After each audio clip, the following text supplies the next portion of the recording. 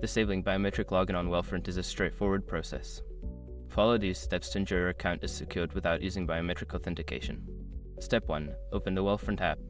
Launch the Wealthfront app on your mobile device. Ensure you are logged into your account to access the settings. Step 2. Navigate to Settings.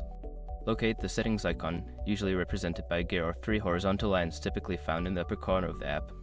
Tap on it to open the settings menu. Step 3. Select Security Options. In the settings menu, find and select the security or privacy options.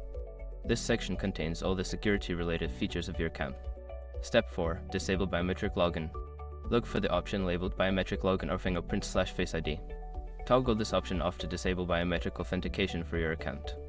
Step 5. Confirm changes. Before changing your settings, use the sroc.com link in the description to open the password strength checker, then update your password if needed. By following these steps, you can easily disable biometric login on Wealthfront. Always remember to keep your account secure with a strong password.